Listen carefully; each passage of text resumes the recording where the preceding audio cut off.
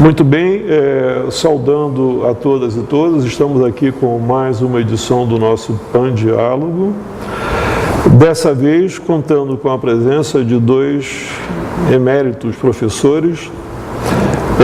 Aqui à minha direita o professor Alcides Vaz, ele é bacharel e mestre em Relações Internacionais pela Universidade de Brasília, doutor em Sociologia pela Universidade de São Paulo. Atualmente é professor adjunto da Universidade de Brasília. O professor Vaz também é presidente da ABED, da Associação Brasileira de Estudos. Em sequência, o professor Pio Pena Filho, que é doutor em História de Relações Internacionais pela Universidade de Brasília, em 2001. E professor da Universidade, também foi professor da Universidade Federal de Mato Grosso e da Universidade de São Paulo. Atualmente é professor do Instituto de Relações Internacionais da Universidade de Brasília. Esse PAN Diálogo, ele tem uma feição especial nesse momento, porque o nosso objeto de chamar de debate, na verdade, né, isso não é uma entrevista formal, na realidade, é a comemoração, esse ano agora, dos 20 anos da política de defesa. Eu vou chamar de política de defesa porque em algum momento foi política nacional de defesa e em outro momento foi política de defesa nacional. Tá? Então tem uma diferença conceitual que eu espero que a gente consiga explorar, inclusive aqui nessa conversa, e é uma diferença conceitual que eu acho que até é relevante, na verdade, né? Quando muda de uma coisa para outra, tá ok?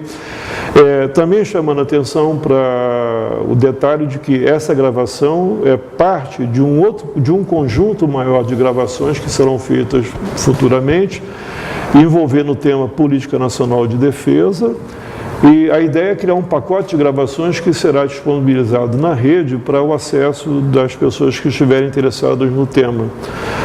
Outra decorrência desses 20 anos de política nacional de defesa, ou de política de defesa, vai ser uma edição eletrônica. Nós vamos lançar uma revista eletrônica procurando colher o máximo possível de depoimentos de pessoas que se interessem pelo tema. Esse é um tema que é importante acumular. A gente estava conversando ainda há pouco ali no gabinete.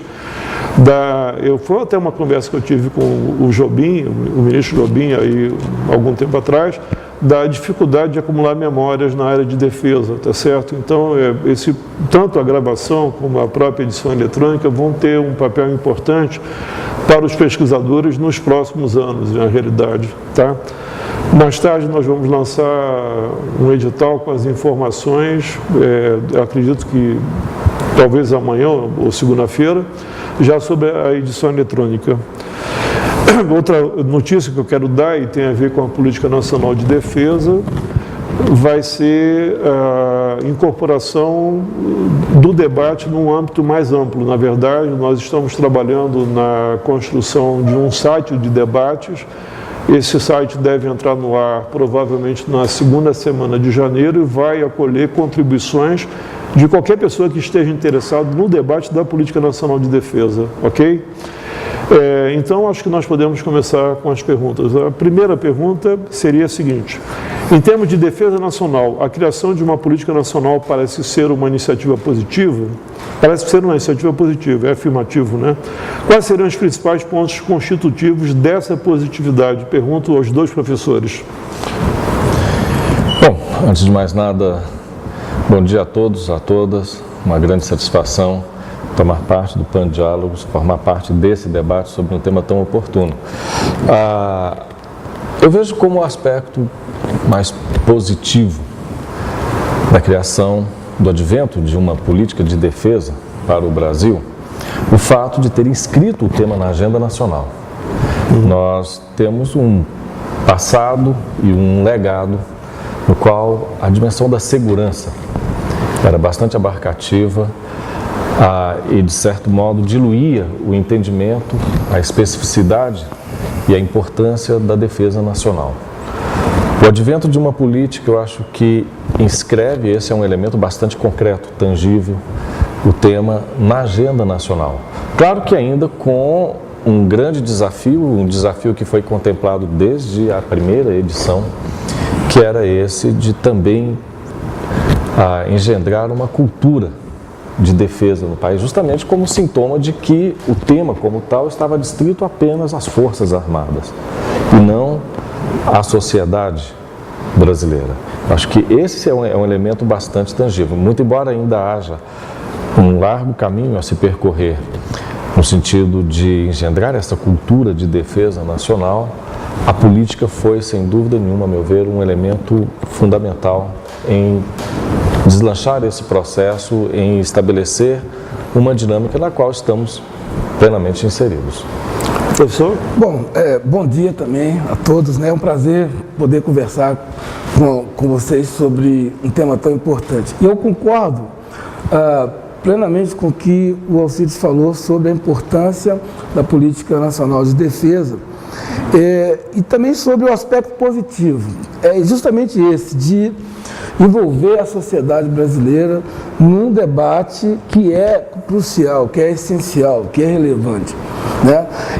E mais, ele tem certos desdobramentos que não são tão perceptíveis, assim, a uma primeira mirada, mas que quem está mais envolvido começa a perceber. Quando nós discutimos uma política nacional de defesa, nós colocamos em contato militares e civis, né? Todo o processo de construção, primeiro da política de defesa nacional, e depois todas as discussões que vêm na sequência até chegar na política nacional de defesa, e isso forçosamente colocou, né, em contato militares e civis. E mais, até mesmo os militares entre os próprios militares, que tinham também uma tradição de que cada força praticamente tinha um pensamento próprio acerca dos assuntos de segurança e de defesa, né? Então, veja assim, como existem vários aspectos positivos dessa política, né, nacional de defesa, sem contar, claro, o essencial, que é um guia para a própria inserção internacional do Brasil, né? É um guia que mostra, assim, o que nós estamos pensando acerca desse tema, considerando a dimensão do nosso país e a importância do nosso país, tanto no contexto regional como no contexto global.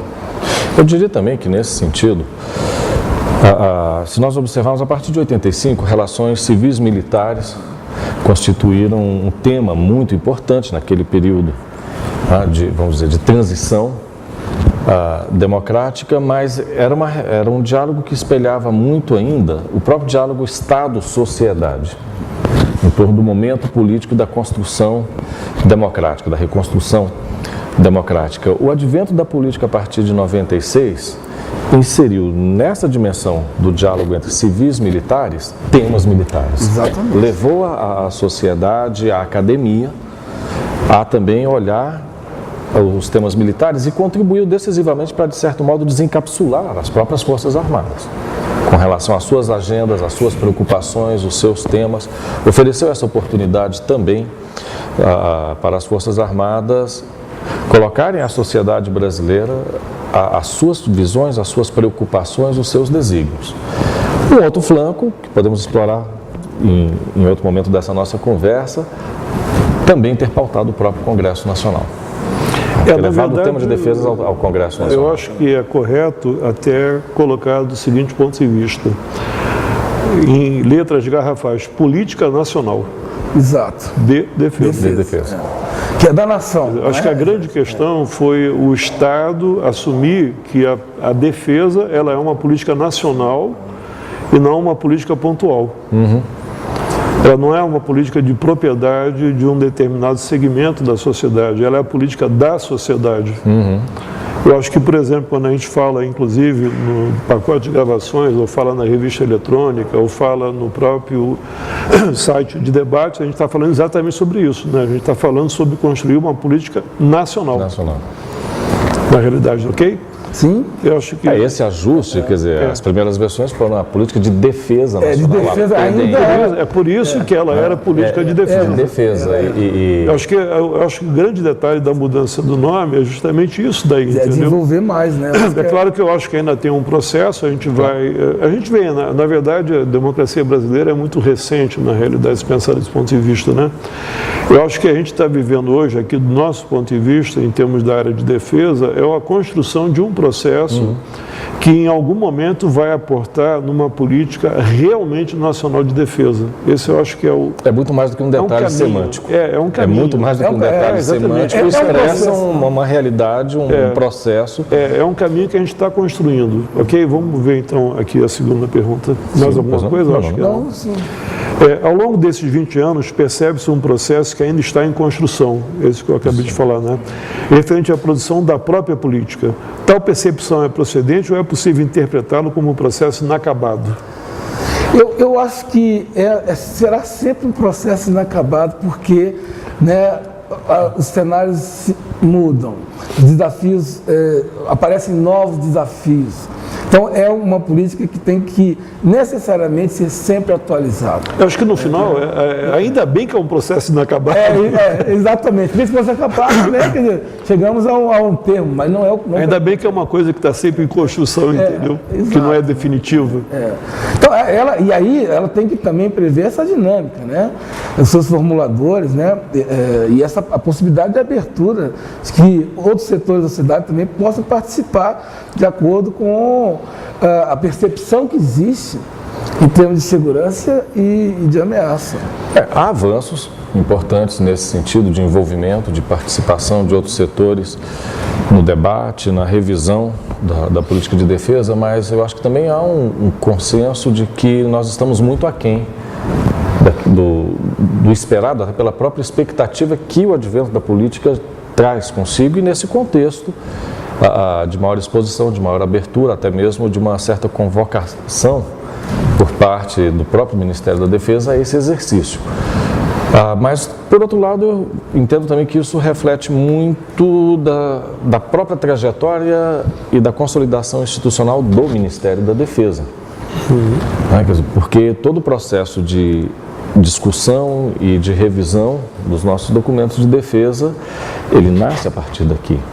E, portanto, está fortemente condicionado pelas dinâmicas, pelos avanços e pelas limitações do próprio Ministério. Eu acho que aqui é um processo no qual um lado deve puxar o outro.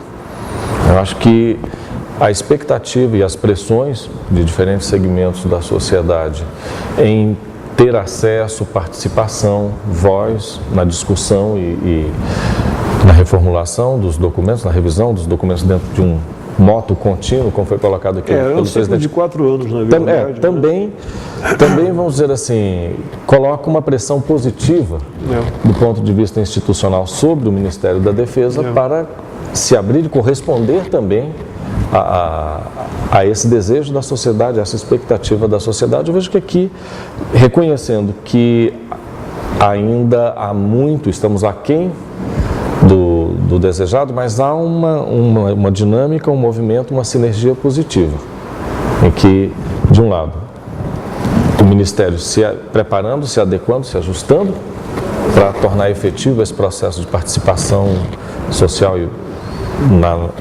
na discussão dos documentos de defesa, e ao mesmo tempo também uma pressão que vem dos setores externos sobre o Ministério, reforçando esse mesmo impulso. Eu queria ressaltar um aspecto. Concordo que nós estamos aquém, né, do desejado. Por outro lado, nós estamos muito além, né, do que estávamos no ponto de partida. Então, eu acho que é importante ter essa dimensão de que, desde a primeira versão do documento, né, do início da discussão, da própria Constituição do Ministério da Defesa, até hoje nós percorremos um caminho que nos projetou muito além daquela realidade existente lá atrás. Né? Não foi um processo tranquilo, não foi um processo assim tão suave, gerou muita crítica, muito debate, né? Ministros, né, caindo, insatisfações em determinados setores, uma indefinição até mesmo do que fazer no âmbito do Ministério da Defesa. Portanto, historiando esse período de existência, já é possível perceber um certo amadurecimento, né? Embora, claro, haja sempre a busca de melhora, de aperfeiçoamento e de se criar, digamos assim, uma autonomia maior frente a certas suscetibilidades políticas. Talvez seja interessante esclarecer, obviamente nem todo mundo é obrigado a saber, né, que a Política Nacional de Defesa, a Estratégia Nacional de Defesa e os outros documentos, eles vivem um ciclo quadrianual, quer dizer, a cada 4 anos eles são rediscutidos e eventualmente reelaborados. Agora, por exemplo, pensando no PPA de 2020, que começa em 2020, nós começamos agora em janeiro, agora mesmo, a revisão, um ciclo de revisão da Política Nacional, da Estratégia Nacional e dos outros documentos. A tendência é que passemos o próximo ano de 2017 nesse debate, né? Nesse sentido, uma das preocupações nossas, nós temos um grupo de trabalho aqui do Ministério nessa área, o convite que será feito à ABED para participar do debate, representando a área de pesquisa civil, como também devemos convidar representantes da CREDEM e da CRE, quer dizer, das comissões de defesa do Senado e da Câmara e do Senado. Quer dizer, na realidade, de novo a gente volta ao tema, é um processo em construção, na medida em que a própria democracia brasileira é um processo em construção. É isso daí, graças a Deus, não é finalizado, não tem um ponto final, é só a cada ciclo de 4 anos a gente tentando, de alguma forma, promover um debate de política nacional. De política, vamos colocar política pública, a gente podia até falar política pública de defesa, talvez. O nacional tem que entrar porque ele é nacional, mas talvez no fundo o melhor tema fosse esse, né? Política pública nacional de defesa. Porque cada vez mais, eu acho que isso a gente pode concordar, ela vai se transformando numa política pública. Ou pelo menos tem que ser uma política pública, ok? Mais alguma coisa? Eu acho que... eu acho que esse aspecto que você acaba de mencionar, a institucionalização de um mecanismo que dê perenidade, previsibilidade, transparência, é um avanço muito, muito importante. Eu resumiria esse nosso momento da conversa com uma rima pobre, pedindo desculpa por ela. Até o momento, quer dizer, nesses últimos 20 anos, foi um processo sinuoso, porém virtuoso. Né, e que nos permite, nesse momento agora, quer dizer, ter essa possibilidade e a oportunidade de estabelecer critérios, mecanismos mais claros que facilitam, portanto, a participação e a transparência de todo esse processo. É uma oportunidade imperdível, necessária nesse momento. Ok, vamos então à terceira. Frente a um claro problema de formação de cultura de defesa no país, aí retornando àquele tema inicial, né, pelo motivo princípio de poucos envolvimentos em guerra, etc., como os senhores avaliam o debate e a difusão da Política Nacional de Defesa nesses 20 anos? Por favor. Bom, é uma questão assim, que remete até à pergunta anterior. Né? Exatamente. Foi, na minha opinião, foi brutal o avanço, né, em direção ao início da construção de uma cultura de defesa no país. Antes, 20 anos atrás, né, antes do início dessas discussões, de forma mais consistente, esse assunto era praticamente restrito à caserna. Nem as universidades brasileiras, né, praticamente nenhuma delas tinha um centro específico de estudos estratégicos, né? Existiam alguns estudos de geopolítica, de estratégia, mas diluídos entre departamentos. Ou seja, nem a própria universidade brasileira refletia de forma sistemática sobre os assuntos referentes à segurança e defesa nacional. Então, eu acho que isso reflete muito assim, essa ausência, né, do tema na cultura nacional. E, claro, de fato, é extremamente necessário a conscientização das pessoas, da sociedade, com relação ao tema da defesa nacional e também da segurança, né? E aí é que eu vejo, que eu vislumbro um grande avanço ao longo desses últimos 20 anos.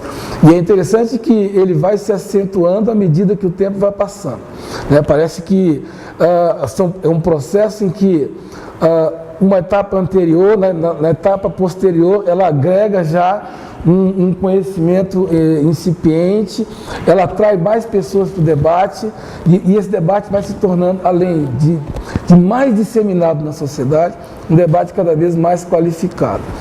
Estamos longe ainda, na minha opinião, de podermos afirmar que conseguimos criar uma cultura de defesa. Mas, assim, fica muito claro, pelo menos para mim, que esse processo está em andamento, né? E tem gerado resultados positivos. Eu vejo mais ou menos na mesma linha, mas eu ponderaria que nós temos que distinguir a importância daquilo que foi alcançado, que já fizemos, já reafirmamos aqui, do alcance, né, de tudo isso.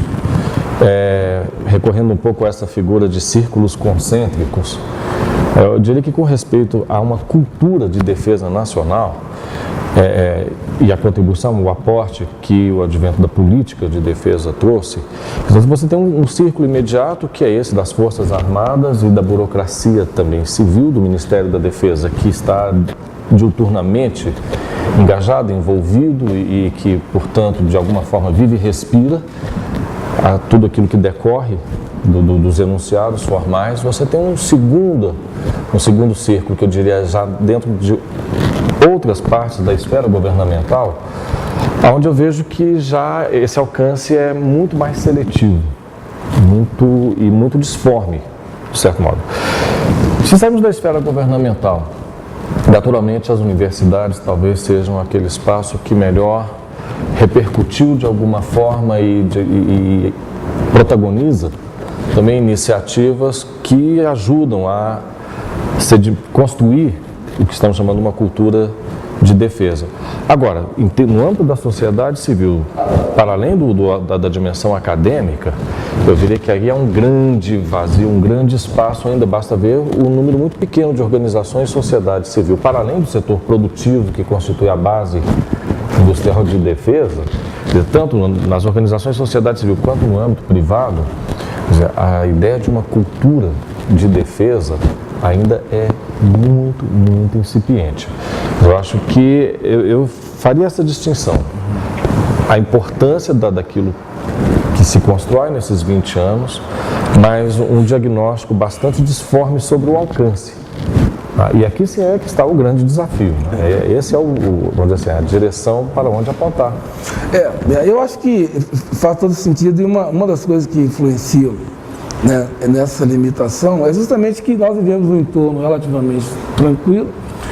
O problema da guerra, do conflito, pelo menos nessa versão clássica, a sociedade brasileira não se preocupa, né, praticamente. Ela consegue atribuir muita importância à violência em termos da segurança pública, né? Mas ela eu não consegue... me recordo de uma pesquisa feita pelo IPEA há alguns anos atrás, se não me engano, 3, 4 anos atrás, sobre violência e sobre também a percepção da sociedade em relação às Forças Armadas, que revelava uma percepção muito mais sofisticada do que, vamos dizer assim, o senso comum indicaria, ou seja, a inexistência de ameaças, o fato de nós estarmos em guerra colocaria um grande distanciamento entre as visões da sociedade e as Forças Armadas.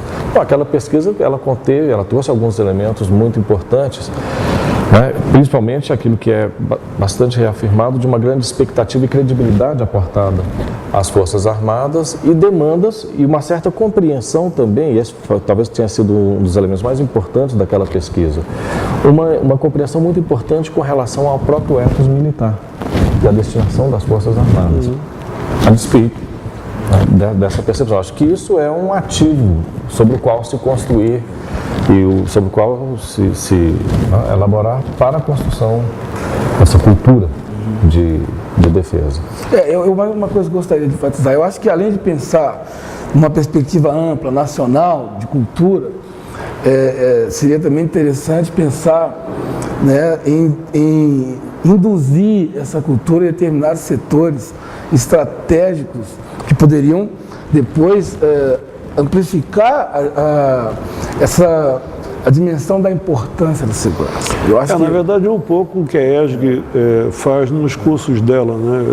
Ela trabalha um pouco essa dimensão esquecendo o nome dos cursos, mas se você olhar para o processo, né, o processo um pouco é esse, de buscar os stakeholders, né, da sociedade para poder fazer a discussão da cultura de defesa.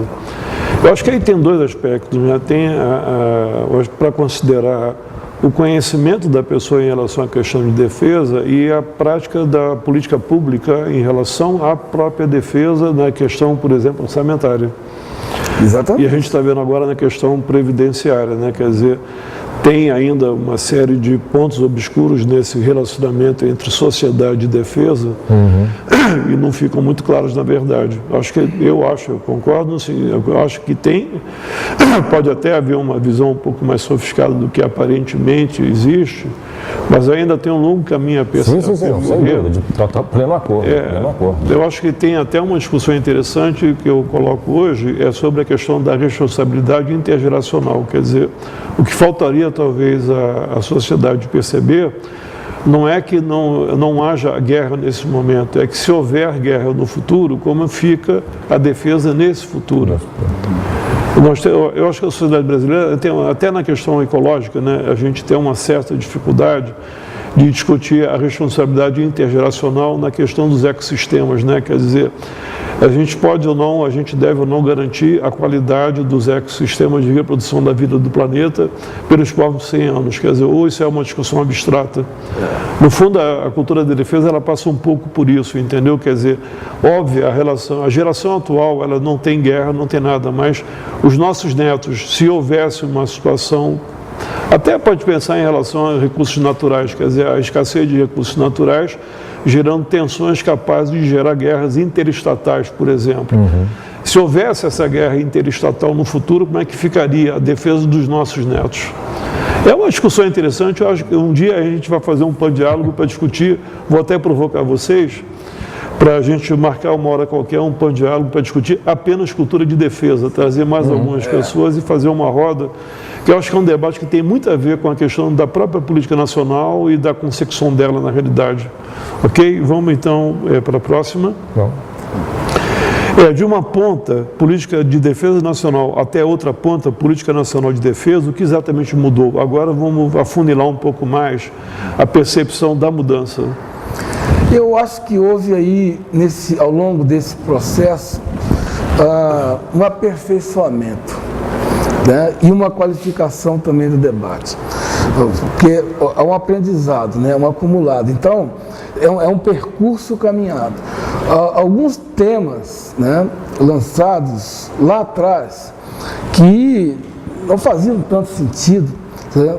Mas que naquele contexto político, né, foram colocados na política de defesa nacional, né, com o tempo, com o amadurecimento, né, tanto da discussão quanto da própria prática, da realidade, né, que nós passamos a viver em discutir de forma mais clara e aberta os assuntos de defesa, isso foi sendo lapidado ao longo do tempo. Então, de forma que, é claro que não chegamos ao ponto final, como não chegaremos, mas há uma mudança aí sensível, né, que sinaliza para esse aperfeiçoamento, né, para colocar as coisas mais em seus devidos lugares. É claro que é sempre um processo imperfeito, né?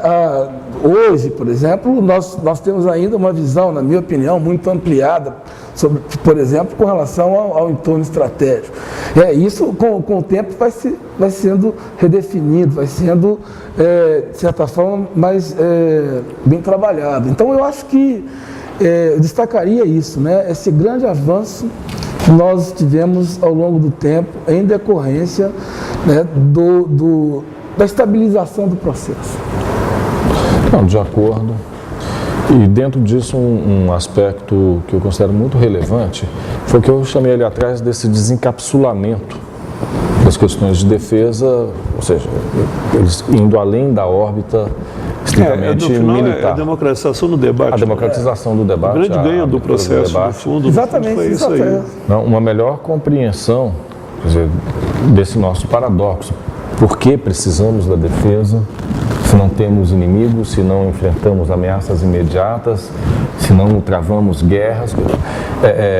Eu acho que o fato de evoluirmos de uma política de defesa nacional, que de alguma forma é uma expressão que remete o tema muito mais à consideração à órbita estritamente militar, à defesa nacional. E para dentro, né? Interno. Sim. essa construção da política nacional de defesa, que promove essa abertura e, simultaneamente, também engaja as próprias Forças Armadas num processo não somente de maior abertura e diálogo com a sociedade, mas também de diálogo entre elas. Porque é um ajuste, vamos dizer, necessário de ser feito em dois planos. De uma melhor coordenação, e isso, claro, que a política, uma única política, as três forças, convoca a isso, exige isso, e isso engendra também uma mudança de cultura institucional. Todos sabemos uma cultura de maior autonomia entre as forças, para uma cultura no qual o sentido de coordenação, de compartilhamento se faz necessário, se inscreve. Eu acho que nesse trajeto aí, respondendo mais diretamente, né, mais objetivamente a pergunta, há ganhos muito importantes no que diz respeito ao próprio entendimento das forças quanto à defesa e a necessária coordenação para que essa seja, de fato, de direito, de realidade, uma política nacional. E esse ganho também que já exploramos fartamente nos momentos precedentes da nossa conversa, na interação com as outras áreas do governo, do Estado e com a sociedade. Ok? Sim. Então vamos aí à última pergunta. Ok? Qual ou quais conceitos os senhores destacariam como relevantes na política vigente? Quer dizer, aquela que foi entregue agora, nesse momento, ao Congresso Nacional. Eu acho que o conceito de entorno estratégico. A introdução desse conceito, ele delimita não somente um espaço, ele delimita o horizonte de possibilidades, ele delimita também o nosso sentido de projeção de capacidades. Eu acho que ele estabelece um elemento positivo, tangível, dentro do qual nós conseguimos, de alguma forma, delimitar com melhor clareza os nossos interesses, as nossas preocupações. Eu acho que esse conceito foi, vamos dizer assim, um elemento fundamental na construção da política, a despeito, vamos dizer, de todas as ponderações que possamos fazer quanto à extensão do seu alcance, a imensa diversidade de situações e de desafios de defesa que estão postos nesse imenso espaço, mas de alguma forma nos obriga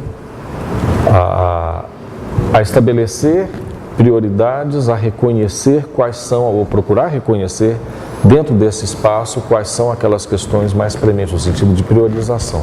Pois é, o texto, ele, de alguma forma, até pela questão da definição mais clara do entorno, ele chama o Brasil para o protagonismo continental. E qual é a sua avaliação disso?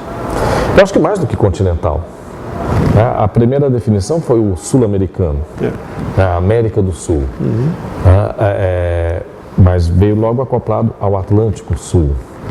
E no momento posterior também essa extensão em direção ao Mar do Caribe e à Antártica. Mas vamos dizer que tanto a nossa condição quanto os nossos recursos apontam no sentido de priorizar fundamentalmente a dimensão continental.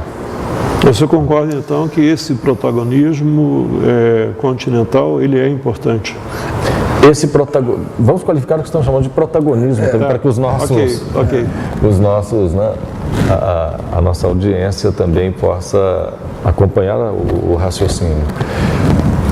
O conceito fala que esse é o espaço fundamental para os interesses e preocupações de defesa do Brasil, o entorno estratégico.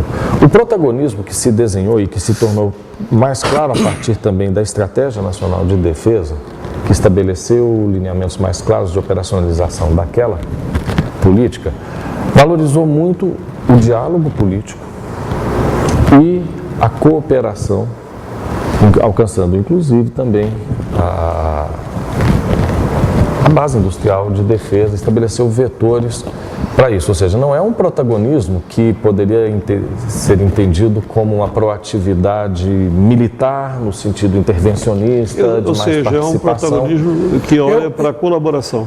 Mas eu até discordo, eu acho que o Brasil não é protagonista, entendeu? Embora isso esteja colocado É um lá. enunciado político. Estamos falando do enunciado político, não da concretização disso. Mas estamos além, pode ser um enunciado político, mas é um enunciado político que não convenceu nem mesmo os próprios brasileiros da importância do protagonismo do país no seu entorno estratégico. E assim, aí há um aspecto que nós temos que também ter uma análise crítica, né? Veja que nos entornos estratégicos, aproveitando o conceito, né, mais imediatos do Brasil e mais importantes, o amazônico, o sul-americano, dos nossos vizinhos e no Atlântico Sul, nós participamos de 2 organizações internacionais que fomos, sim, protagonistas no seu lançamento, que é a OTCA, né, Organização do Tratado de Cooperação Amazônica, e a Zona de Paz e Cooperação do Atlântico Sul, os OPACAS. Essas duas organizações só funcionam quando o Brasil está ativo. É um exemplo. O que de fato desdobra das OPACAS e da OTCA. Então, eu acho assim, o protagonismo é correto, que o Brasil tenha que ter um protagonismo. Mas eu não diria que continental. Então, vamos desafiar da seguinte forma, como é que a gente chega? Como a gente chega no protagonismo? Do protagonismo? Aí nós vamos ter que alinhar um pouco mais. O professor deu um caminho teórico. Nós vamos ter que alinhar um pouco mais o pensamento do Itamaraty com o pensamento da defesa. Porque aí a nossa política externa, ela é um pouco descolada, na minha opinião, né, dos nossos objetivos mais imediatos. Então tem um elemento positivo nesse processo de aproximação que a gente faz agora. Nós acabamos de fazer um seminário semana passada com o Itamaraty e nós temos mais 2 seminários previstos agora para março do ano que vem. Um falando sobre a questão de CTI, né, e outros falando sobre a questão de cenários. Eu acho assim. Então, seria uma iniciativa boa dentro dessa leitura de buscar o protagonismo. Seria essencial. Esse alinhamento entre MRE e MD. Exatamente. Até agora, esse alinhamento na verdade, foi o teor do discurso do ministro Raul Jungmann e do ministro Serra no primeiro encontro de alto nível, quando os dois se encontraram para discutir essa aproximação. Faltam alguns dados, né, para passar para as pessoas que estão vendo o vídeo, mas é mais ou menos isso daí, na verdade. Mas acho que é importante resgatar o papel do Conselho de Defesa Sul-Americano, mais do que o da OTCA, que foi criado em um outro contexto, com uma agenda muito mais ampla do que a de defesa. A defesa ocupou dentro da OTCA quase um espaço extremamente marginal quando ocupou. Eu acho que o protagonismo brasileiro, ele se mostrou, por exemplo, na constituição do CDS, isso é amplamente reconhecido, foi uma proposta, uma iniciativa brasileira. Ele se mostrou e precisa se mostrar, continuar se mostrando e ao mesmo tempo, quer dizer, revela um certo desequilíbrio, nós estamos falando do entorno estratégico agora há pouco, do ponto de vista dessa moldura institucional, desse suporte institucional ao protagonismo que o país possa exercer. Porque nós estamos melhor municiados no que diz respeito à América do Sul através do CDS do que na dimensão do flanco Atlântico Sul e África. Porque as OPACAS, em termos de debilidade, é algo muito mais débil do que o CDS. O CDS está vivendo um momento de transição, por outro lado, em que, vamos dizer assim, ele foi constituído em um momento político, histórico, com forças políticas que convergiam em torno de um projeto. Esse momento se desconfigura, essa realidade se desconfigura, mas o CDS deve sobreviver a isso. Pois é, a importância de um fórum de diálogo político sobre defesa genuinamente sul-americano é um instrumento do qual o Brasil não pode prescindir, independente de qual seja a conjuntura política que prevaleça. Nós estamos fadados a valorizar o CDS e se nós pensarmos o que ele representa hoje e o que, por exemplo, nós dispomos em termos de plataformas institucionais na outra dimensão do nosso entorno estratégico, o Atlântico Sul e a África, o que existe nesse flanco aí é muito mais débil, é algo para o qual precisamos atentar. Eu estou totalmente de acordo. Esse alinhamento entre defesa e política externa é o canal por onde você termina, de fato, tornando mais congruentes essas dimensões da nossa inserção de defesa, mas eu acho que eu faço um diagnóstico que vamos dizer assim, que diferencia a realidade institucional, os ativos institucionais que nós dispomos na América do Sul e aquele que nós dispomos em outras dimensões do nosso entorno. Eu acho interessante, parcialmente eu até discordo da sua análise, no seguinte sentido, é fato que a zona de paz e cooperação, que o espaço do Atlântico Sul é mais débil em termos de estruturação. Entretanto, por outro lado, ele não nos coloca os dilemas políticos que a América do Sul nos coloca. Que são muito mais complexos. Eu acho que talvez não nos coloque agora, mas na hora que a União Europeia colocar na mesa a leitura estratégica dela, e a leitura estratégica da União Europeia hoje pega o Atlântico Sul, eu acho que aí nós estamos com um problema concreto na mão. Além de um outro aspecto, que uma preocupação brasileira, que é a presença militar de potências extra-regionais no seu entorno, isso já é uma realidade muito mais presente nesse flanco do Atlântico Sul do que na América do Sul. Eu acho que os desafios são desafios. Existem desafios nos dois lados, mas vamos dizer, são dimensões diferentes. Eu também acho que se agora pensar. Eu acho menos complexo em nada o Atlântico Sul e a África. Uma unidade sul-americana e que o Brasil é protagonista é uma falácia. Há muito dissenso, a América do Sul nunca atuou como um bloco, como uma região harmônica, nós temos problemas políticos. A busca dessa cooperação, então, é um caminho para conseguir? Claro que é um caminho, e é um caminho, assim, que eu diria que um tanto até pautado por um idealismo, né? Não sei se um dia nós conseguiríamos chegar a uma América do Sul integrada. Os países da América do Sul, eles projetam para outras... Pelo menos vão fazer um seminário. Agora seria interessante e além... Sobre integração estratégica da América do Sul. E além de preocupações políticas e analisar a realidade de uma forma mais clara. Né? Mas aí como é que o senhor situa a questão, por exemplo, do CDS, CED, ESUD? São as três coisas interligadas. Isso são iniciativas que buscam, né, a harmonização sul-americana. É válido, né? É válido, sim, é válido. Agora, apostar tudo nisso é que eu acho que é um equívoco. Acreditar que isso vá levar a um robustecimento da região também eu não acredito. É uma discussão que eu tive com o professor Ramalho, né? O Ramalho acaba de ser reconduzido para a direção da ESUD agora, né, numa reunião do CDS. Aliás, por unanimidade, ele foi eleito unânime. Eu estava aqui conversando com o Ramalho, eu estava perguntando justamente a ele, Ramalho, como é que esse meu querido protagonismo se expressa, por exemplo, na ESUD? Quer dizer, o que significa falar em protagonismo dentro da ESUD, tá certo?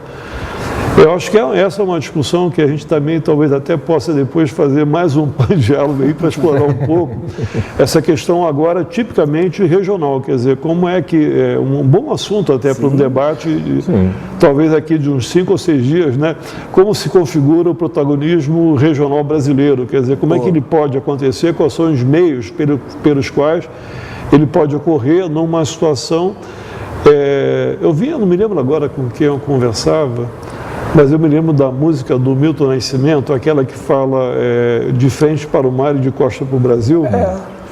Eu não me lembro com quem foi que eu conversei, eu falei, olha, essa música do Milton Nascimento, ela expressa muito o nosso problema com a América do Sul. Não, e não é só o nosso. É de frente para o mar, os outros também são assim. Né? E de costa para a América do Sul, na verdade. Todos os outros são assim também. Todos eles estão... há uma divergência, digamos cada um assim, na sua caixinha. Cada um e se projetando para fora. Mas eu sou otimista. Para deixar alguma munição para esse debate futuro, então, no qual eu e meu colega aqui possamos continuar nos degladiando positivamente, eu diria que esse protagonismo brasileiro não deve ser confundido com o já velho, surrado, desgastado tema da liderança brasileira. Com certeza.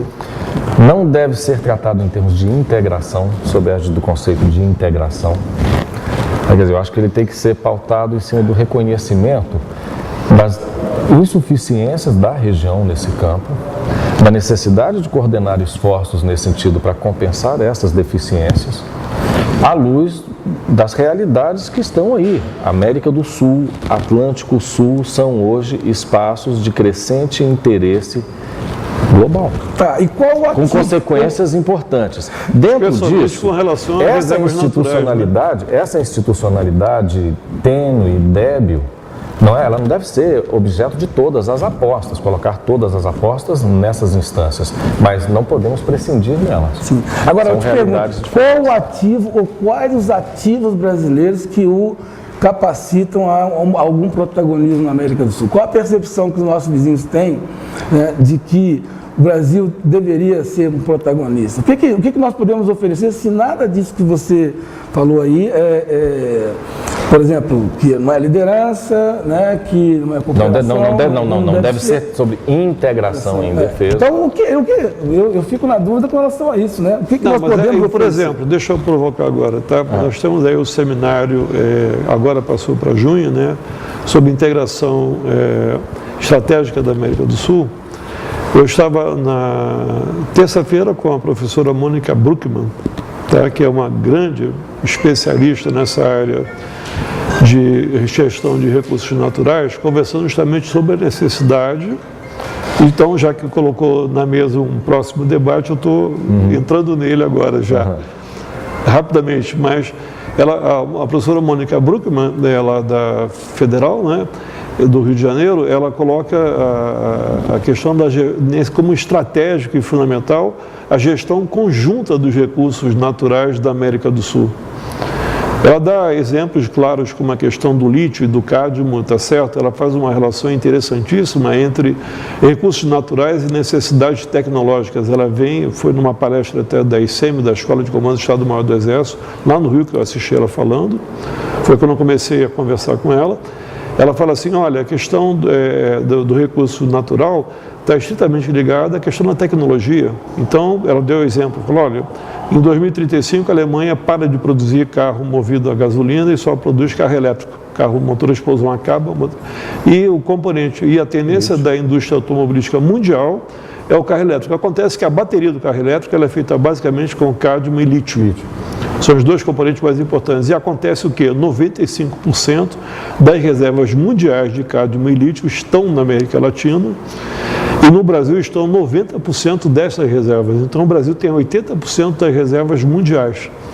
Ela dá outros exemplos na questão da água, por exemplo, da cooperação do uso da água. Então ela fala, não é nem da necessidade, mas da obrigatoriedade da integração de gestão estratégica desses recursos naturais na América do Sul, vis-à-vis um planeta daqui a 30, 40, de novo a questão da responsabilidade intergeracional, daqui 20, 30, 40, 50 anos, com escassez de recursos naturais.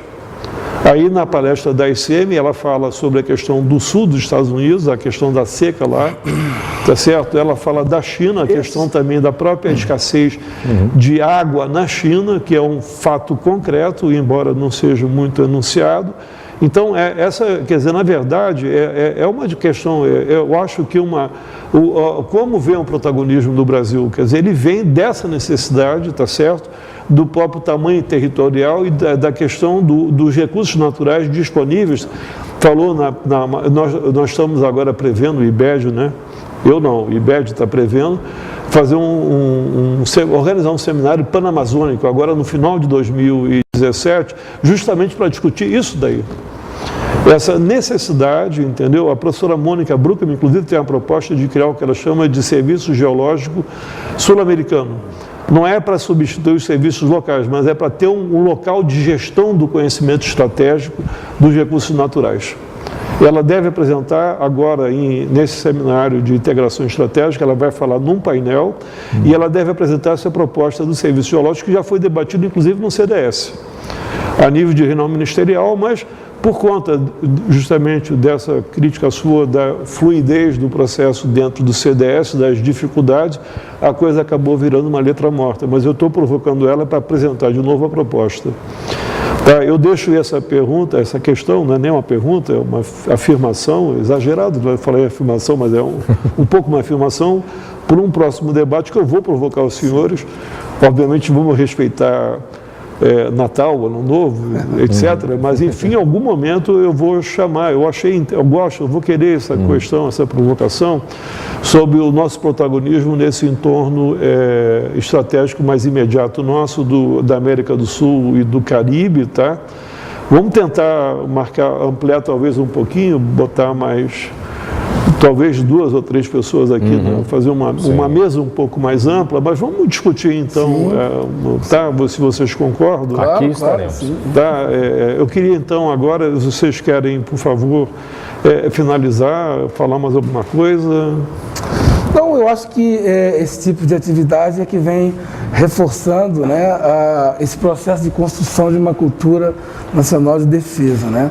E aí mostra, assim, opiniões diferentes, opiniões divergentes, pontos de convergência. Ainda bem. Isso mostra que nós estamos pensando, né, de uma forma assim, tem uma dinâmica sendo construída, na Exatamente, é uma dinâmica sendo construída. Então, acho que isso faz parte, né, desse processo e é um passo importante. Ok. Professor?